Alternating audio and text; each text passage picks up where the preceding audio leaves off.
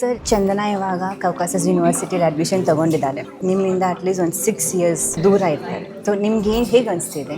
ಯಾಕಂದ್ರೆ ಈಗ ಒಬ್ಬಳೆ ಮಗಳು ಸಂತೋಷನೂ ಆಗ್ತದೆ, ದುಃಖನೂ ಆಗ್ತದೆ. ಯಾಕಂದ್ರೆ ಅವಳು ಸಂತೋಷ ಆಗಿ, ಯಾಕಂದ್ರೆ ಅವಳ ಲೈಫಲ್ಲಿ ಮುಂದೆ ಪಿಕ್ಚರಲ್ಲಿ 4 ಜನಕ್ಕೆ ಒಂದು ಒಳ್ಳೇದು ಮಾಡ್ಬೇಕನ್ನೋದು ಒಂದು ಆಸೆ ಇದೆ. ಇಲ್ಲಿ ಆಗಲಿಲ್ಲ ಆಚೆ ಎಜುಕೇಶನ್ ಕಂಪ್ಲೀಟ್ ಆಗಲಿ, ಆಮೇಲೆ ಇಲ್ಲಿ 6 years ಆದಮೇಲೆ ಇಲ್ಲಿ ಬಂದು ಎಕ್ಸಾಮ್ ಬರೆದು ಡಾಕ್ಟರ್ ಆಗಲಿ. ಸೊ ಈ ಎಂಟೈರ್ ಪ್ರಾಸೆಸ್ ಬಂದ್ಬಿಟ್ಟು 6 yearsಗಿಂತ ಜಾಸ್ತಿನೂ ಆಗ್ಬೋದು.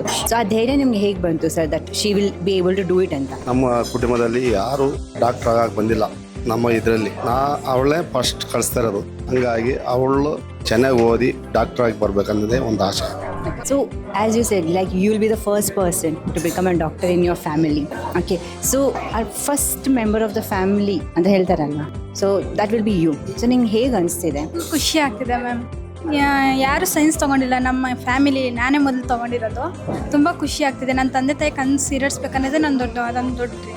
ಸೊ ನೀಟಲ್ಲಿ ಎಷ್ಟು ಸ್ಕೋರ್ ಬಂತು? 360. ನೀನು ಇಲ್ಲೇ ಟ್ರೈ ಮಾಡಬೇಕು, ನಾನು ಇಲ್ಲೇ ನೆಕ್ಸ್ಟ್ ಒನ್ ಇಯರ್ ಗ್ಯಾಪ್ ತೊಗೋತೀನಿ, ನೆಕ್ಸ್ಟ್ ಇಯರ್ ನಾನು ಟ್ರೈ ಮಾಡ್ತೀನಿ, ಆ ಯೋಚನೆ ಯಾಕೆ ಬಂದಿಲ್ಲ? ಅಂದರೆ ಮತ್ತೆ ಒಂದು ವರ್ಷ ನೀಟ್ ಕೋಚಿಂಗ್ ತೊಗೊಂಡಿದ್ದೆ. ಮತ್ತೆ ಟೈಮ್ ವೇಸ್ಟ್ ಆಗುತ್ತೆ ಬೇಡ ಅಂತ ಹೇಳ್ಬಿಟ್ಟು ಅಂಕಲ್ ಗೊತ್ತಿದ್ರಲ್ಲ, ಅವ್ರ ಪರಿಚಯದಿಂದಾಗಿ ಹಿಂಗೆ ಬಂದಿರೋದು. Okay, so you happy to go abroad? Yeah. So thank you so much, sir.